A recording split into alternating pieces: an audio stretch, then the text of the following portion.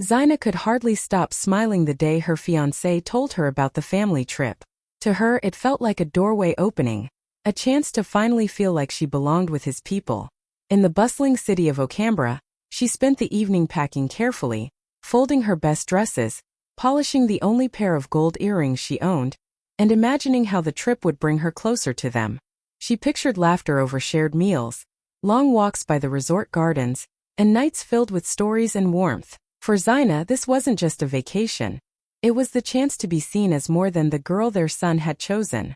She wanted to be part of their family, not just by name but by heart. Her friends teased her as she double-checked her modest suitcase, reminding her she didn't need to impress anyone. But she knew in her heart this trip mattered. She thought, if they see the real me, kind, respectful and eager, they'll love me too. As the busyness of Okambra moved outside her window, Zina's heart raced with hope. She had no idea this trip would change her life forever, just not in the way she dreamed. Would you like me to now expand point 2, the hidden disdain, in the same detailed emotional way? The trip had barely begun when Zina started to feel the weight of their disapproval. At first, she brushed it off, convincing herself that she was just nervous, but the whispers soon became too sharp to ignore. As they gathered at the station, her fiancé's sister eyed her modest suitcase and let out a laugh that wasn't hidden at all. "That's all you brought? For a luxury trip? Even our maid carries more than that," she said, loud enough for others to hear. The words stung, but Zina forced a smile, clutching the handle of her suitcase tighter. When they boarded, the jokes continued. His cousins glanced at her earrings, the small simple gold hoop she had saved up for months to buy, and exchanged smirks. "So plain," one of them muttered. "My brother's ex used to wear real diamonds." Every comment was like a needle, tiny but painful. Zina tried to stay quiet, hoping her fiancé would defend her, but he sat silently, avoiding his family's eyes, pretending not to hear.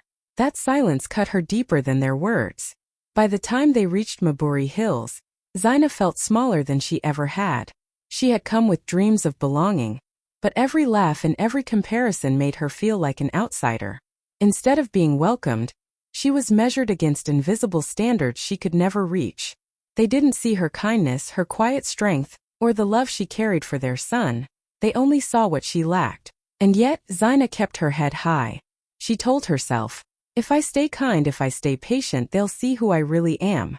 But deep inside, a voice whispered that maybe no amount of patience could change hearts that had already decided she was not enough. Do you want me to move on and expand point 3, the cruel decision, into the same style next? When the car finally pulled up to the Grand Resort in Maburi Hills, Zina's heart lifted for the first time that day. The place looked like a dream.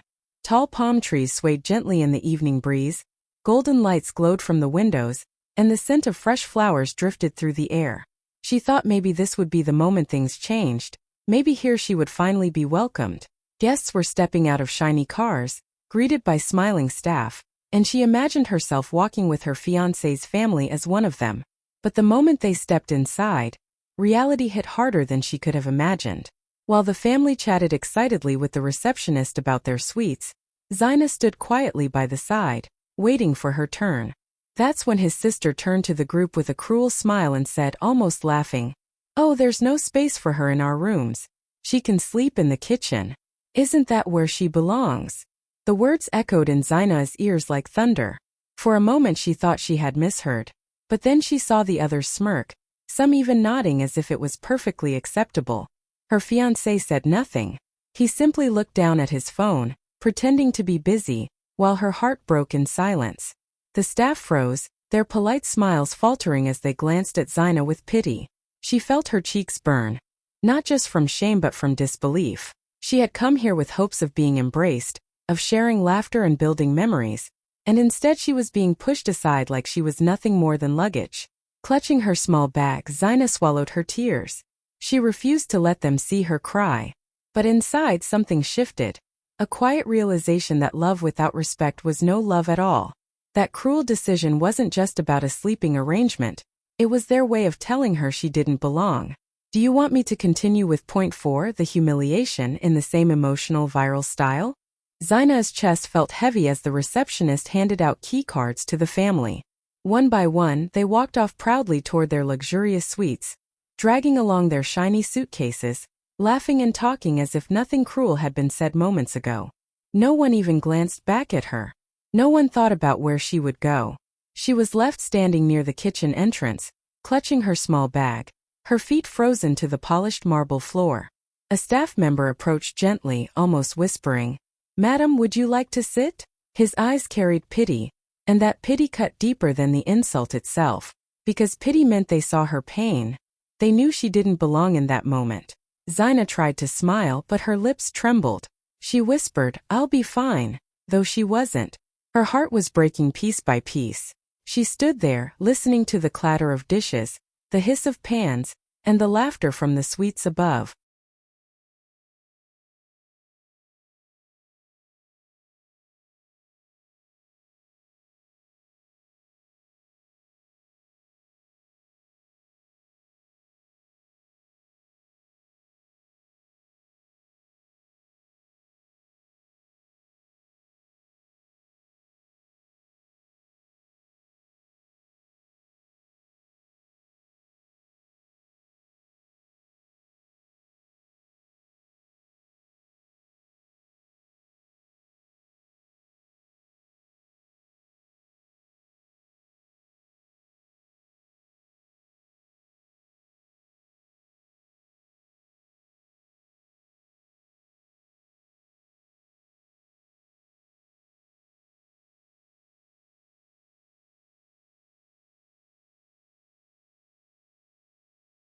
That night, when the resort finally grew quiet, Zina sat alone on a bench near the back garden.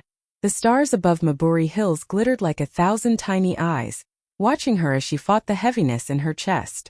She could still hear faint laughter drifting down from the suites where her fiancé's family enjoyed their evening.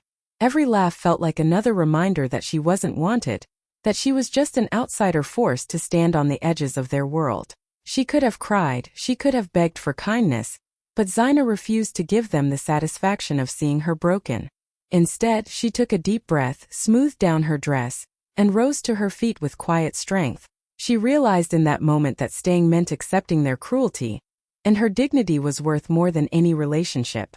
With steady steps, she walked through the resort's grand lobby.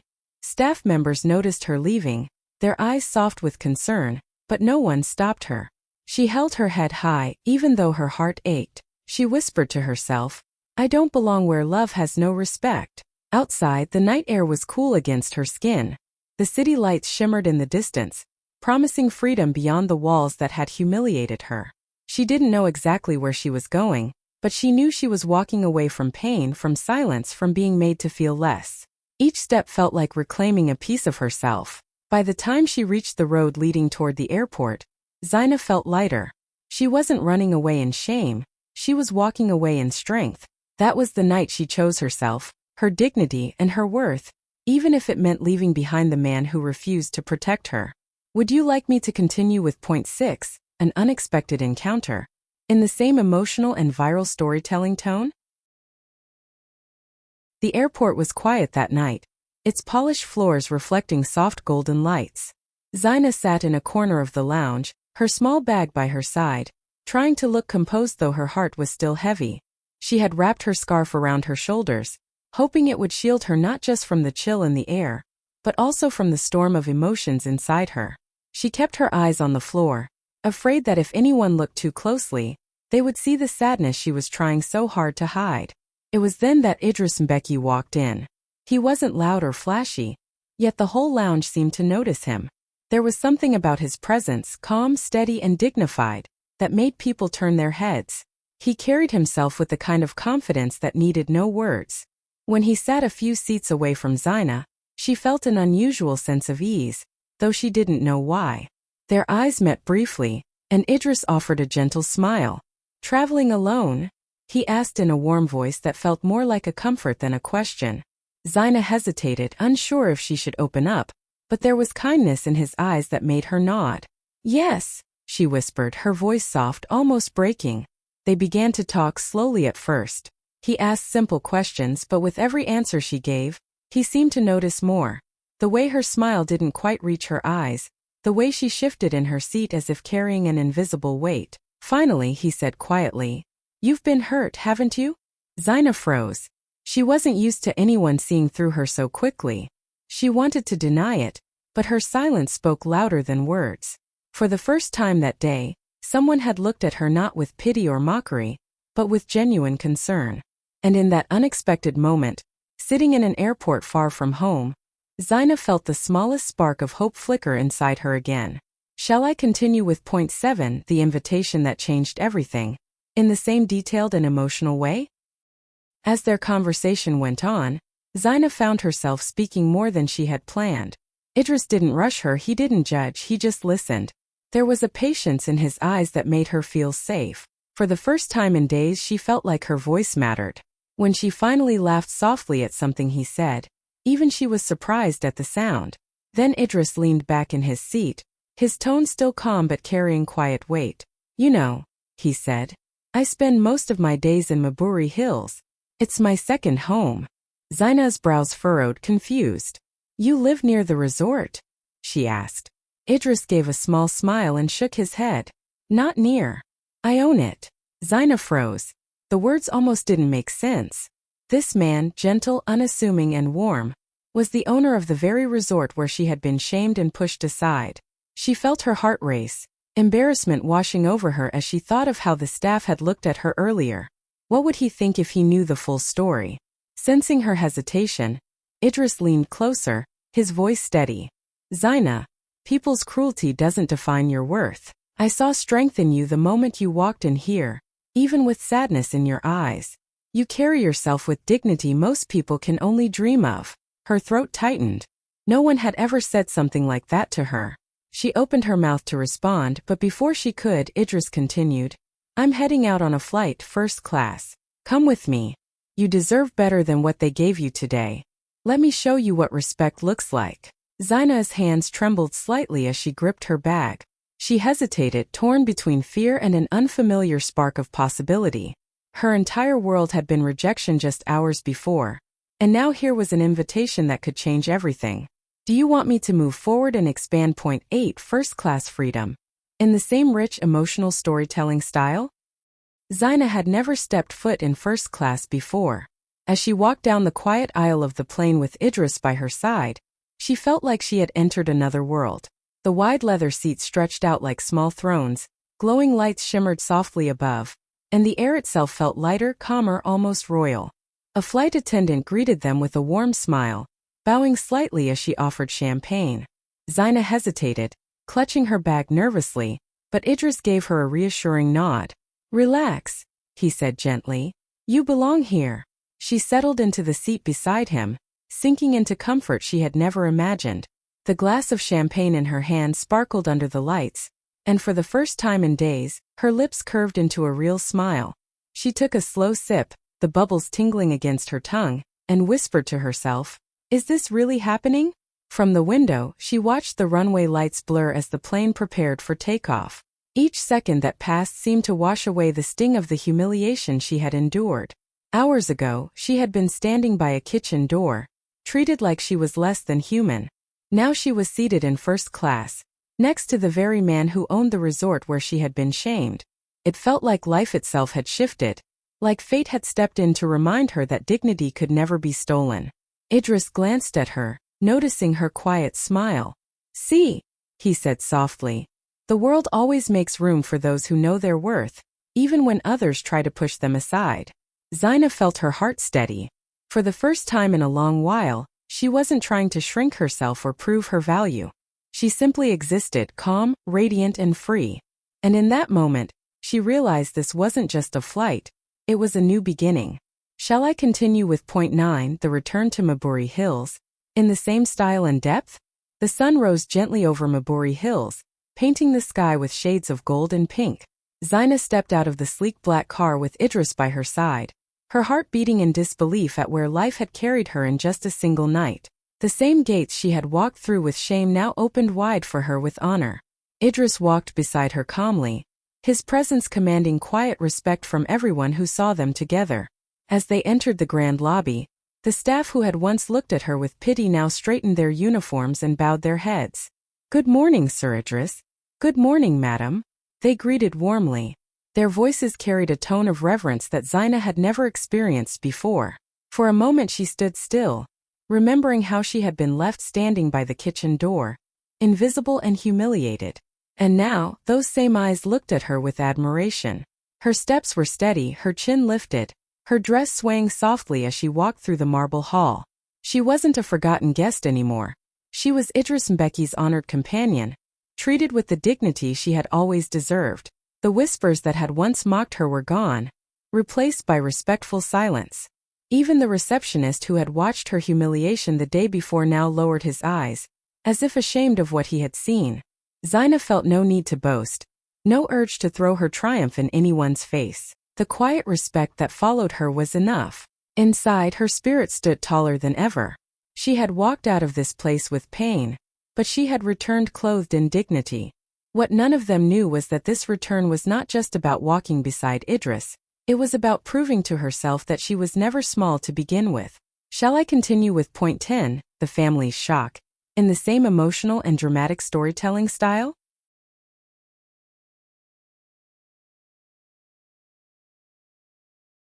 The family was seated in the lounge that morning, sipping coffee and laughing loudly as if the world belonged to them.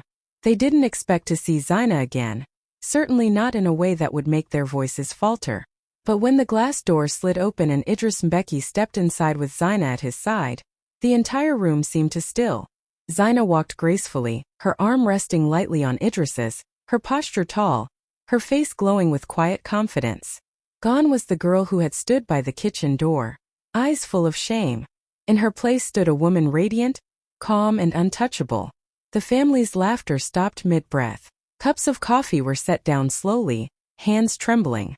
Eyes darted back and forth, searching for an explanation that didn't exist. His sister, the one who had mocked her the loudest, felt her jaw tighten, but no words came out.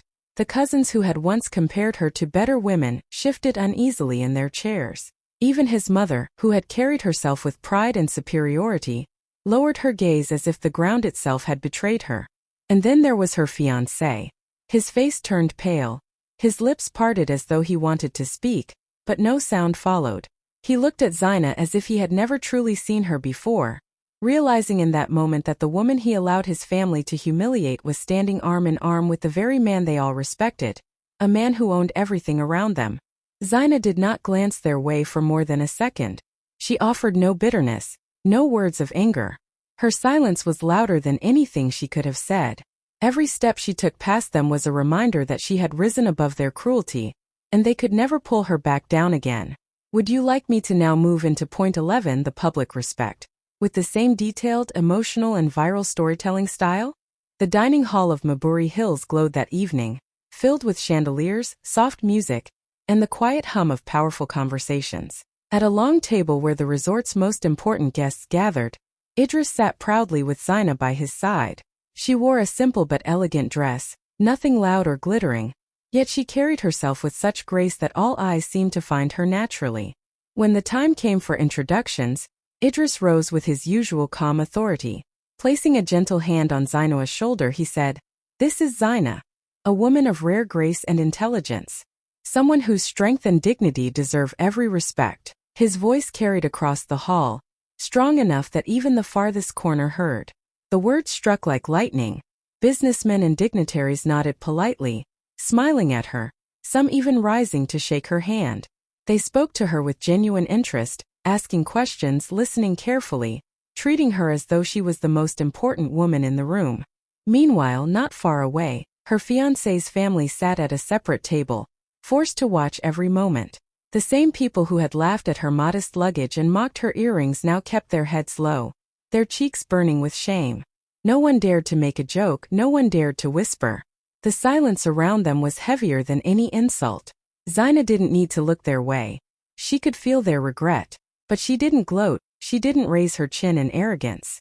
She simply smiled gently, answering each question with calm confidence, her voice carrying softly yet powerfully through the hall. In that single evening, the story flipped. The woman they had tried to push into the kitchen had become the one honored in the dining hall. Respect had finally found its rightful place, at Zaina's side. Shall I now expand point 13, the mother's regret, with the same emotional and dramatic tone? Her fiancé waited until the hall had emptied a little, his pride crushed but his desperation rising. He found Zina near the balcony, the soft night breeze brushing against her hair as she looked out at the glowing hills. For a moment he hesitated, unsure how to approach her. But then he forced himself to step forward. "Zina," he began, his voice unsteady. "Please, about what happened, it was all just a misunderstanding." His words tumbled out quickly, as if speed could erase the pain he had caused. "You know my family, they can be harsh, but they didn't mean it like that." "I didn't mean it like that." Zina turned slowly, her eyes calm but piercing. She didn't interrupt him. She let him speak, let him struggle. He shifted on his feet, hands twisting nervously. "I should have defended you. I know that. I was just caught off guard. But I love you and I can make it right. Just give me another chance." She looked at him for a long moment, her silence louder than his excuses. Finally she spoke, her voice steady but filled with quiet strength. "You watched me be humiliated. You let them strip me of dignity while you stayed silent. That is not love, it is betrayal. Love without respect is poison, and I will not drink it." Her words struck harder than a slap. He reached for her hand, but she gently pulled it away, her face serene, unshaken. She wasn't angry anymore. She was simply done. In that instant, he realized he had lost her forever. Not to Idris, not to circumstance, but to his own silence. Zina turned back toward the view, the wind lifting her scarf slightly as if carrying her away from everything that once chained her. For him, regret had only just begun. For her, freedom had already arrived. "Do you want me to move ahead and expand point 13, the mother's regret, in the same deeply emotional and viral tone?" His mother had always carried herself with pride, her voice often the loudest in the room, her laughter sharp enough to cut. She was the one who had mocked Zina's small suitcase, the one who had sneered the cruelest words about her simple jewelry, the one who had smirked when suggesting the kitchen was good enough for her. In her eyes, Zina had never been worthy of her son, never polished enough, never fit for their family. But now, sitting at the corner of the dining hall, she could no longer hide behind her pride. She watched as Idris introduced Zina with admiration, watched as respected men and women leaned closer to listen when she spoke, watched as her son's fiancée, the girl she had once treated like nothing, shone brighter than anyone else in the room. For the first time her laughter was gone. Her hands, once steady, trembled slightly as she lowered her gaze to her untouched glass of wine. The shame pressed heavily on her chest, making it hard to breathe. She thought back to the kitchen door, to the way Zina had stood silently while everyone else mocked her. She remembered the look in the young woman's eyes, hurt but still dignified. And now she understood.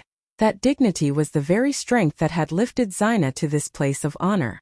She wanted to speak, to apologize, to undo the cruelty of her words. But it was too late.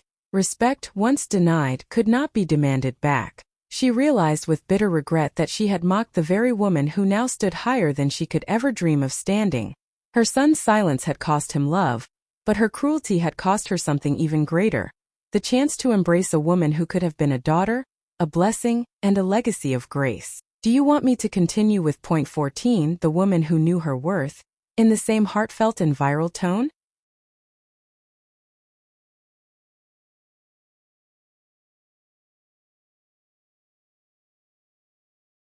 Zina sat at the grand dining table with elegance that required no effort. She didn't raise her voice, she didn't glare at anyone, and she didn't throw their cruelty back in their faces. Instead, she carried herself with a calm that silenced the entire room. While others shifted uncomfortably in their seats, avoiding her gaze, she simply picked up her fork and tasted the food as though nothing in the world could disturb her peace. Every smile she gave, every soft word she exchanged with Idris and his companions, carried more weight than 1,000 angry replies. She knew that revenge wasn't necessary. The truth had already unfolded before everyone's eyes. The same people who once laughed at her now watched her in silence, realizing that dignity was her loudest weapon. As the evening went on, she listened attentively, laughed softly at jokes, and spoke with a quiet confidence that made people lean closer to hear her. The family who had mocked her could only sit back, powerless, as the world around them shifted. Zina had become the center of respect, not because she demanded it, but because she had earned it through her grace. When the meal was over, she rose gracefully from her seat. She didn't look back at the family, didn't wait for their approval, didn't seek their apology. Instead, she walked out of the dining hall with her head high, her steps light and her heart free. In that moment, Zaina understood her true power. She didn't need their acceptance to define her worth. She didn't need revenge to feel victorious. Her silence, her composure, and her unshaken dignity had already made her the most respected woman in the room. Do you want me to finish with point 15, the ending they never expected, in the same strong emotional style?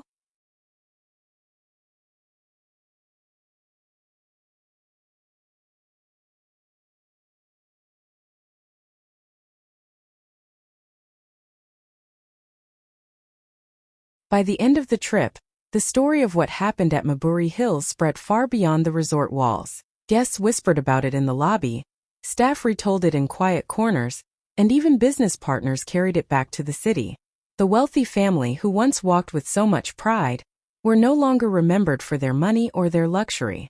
They were remembered for their cruelty, for the way they had pushed a young woman toward the kitchen as if she was undeserving of dignity. But Zaina's story rose above theirs. People remembered the way she carried herself with grace even when humiliated, the way she chose silence over shouting, and the way fate lifted her higher than anyone expected. She wasn't remembered as the woman mocked for her small suitcase or her simple earrings. She was remembered as the woman who walked out of shame and into first class, arm in arm with the man who owned the very resort where she had been rejected. Her quiet dignity became her crown, her strength became her story, and her triumph became the lesson that no cruelty can bury true worth. Zaina had entered the trip hoping to be accepted by a family, but she left it having embraced herself. And that, more than anything, was the ending they never expected. Do you want me to stitch all 15 parts together into one smooth 4,000-word script so it reads like a complete flowing story instead of separate sections?